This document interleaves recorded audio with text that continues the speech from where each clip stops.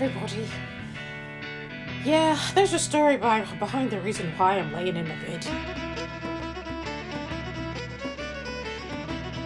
Other thing, there's a couple of things I want to say before I get started. Clickbait. You guys, you know it's a catch-22. You know that, don't you? If it says this isn't clickbait, you're going to click on it. Because you're like, oh, okay, it's not clickbait. But you look at the title and it says, I tried to kill myself. So you're going to look at it even though it says not clickbait.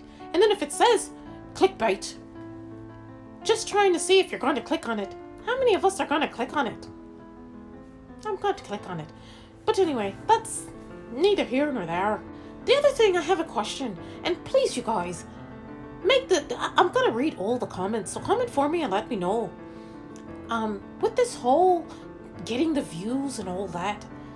And I know myself, if I see a 10-minute or a 15-minute video, does the fast forwarding count? Fast forwarding count? Does it count? Do you still get the view even though you fast forward? That's my question. If any of you know, let me know in the comments. And while we're at it, go ahead and subscribe. Share the video. But I do want to thank my the last couple 3 subscribers. Thank you guys for subscribing. And I don't mind doing sub for subs either. So my thing is behind the whole story while I'm in the bed, and I don't know if you'll see it, but I definitely can relate because it's only been a couple days since this happened to little XAN. And he says he's been suffering from anxiety, and he has for a long time, and depression. I can't really say that I've been depressed, but I've been suffering from anxiety and panic attacks since I was a little girl. And I too had to go out of my sleep and had to go to the hospital because I had a really bad panic attack. I'm sleeping and I'm okay during the day, but all of this, uncertainty of the world and other things that are going on that I don't really want to talk about, but that I guess subconsciously are affecting me. So when I'm sleeping, I wake up out of a dead sleep, my heart racing, feeling like there's an elephant sitting on my chest, feeling like my legs are going to give way. I can't feel my face, I can't feel my lips, I can't feel my fingertips on my arms. I usually rush out. This time I remember to put on my shoes and a coat, at least, a jacket and a shirt, because there's been times where I ran out in my bare feet. One time I even ran out in my bra because I'm so panicked because I feel like I'm going to die. And I feel like I'm not going to make it to the car to get taken to the hospital.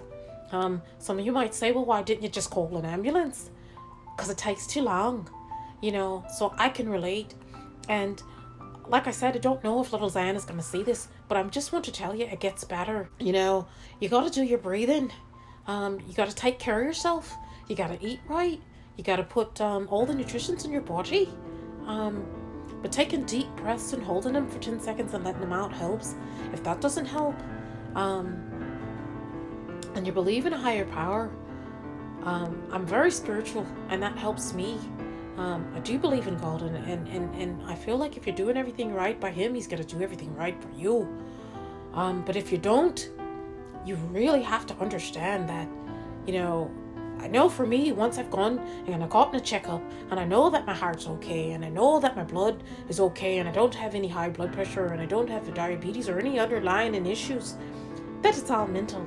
So the other part of that I'm going to say to you is all the people, all his friends, all those that say you love, that tell you that they love you, don't say, oh, here she goes again. Oh, when are you going to get over this? Oh, when are you going to stop this? You're okay. It's all in your head. You got to be more supportive. It doesn't matter if you take me to, if I have to drag you out of bed 1,000 times. If that's what it takes, then 1,000 times it needs to be done. Just so they know that if it happens, they have a support system. I was okay. I had been okay for years. And then this happened. With the whole pandemic, and then your chest feeling heavy and you're feeling like you can't breathe and you're having chest pain. So then the first thing I'm going to say, is I've got the virus. I've got the corona. And I'm going to die despite the fact that I don't have a cough, despite the fact that I don't have a fever. So I'm saying this to say, be there for him, little XAN. It gets better. You have to, it is a mindset, and even though a lot of it is in our mind, we cause a lot of it, but it doesn't negate the fact that the symptoms are real. You know, I've got so many stories that happen. I've been in cars where I started having a panic attack and I felt like the car was closing in on me, so I've hopped out of moving cars. I've passed out.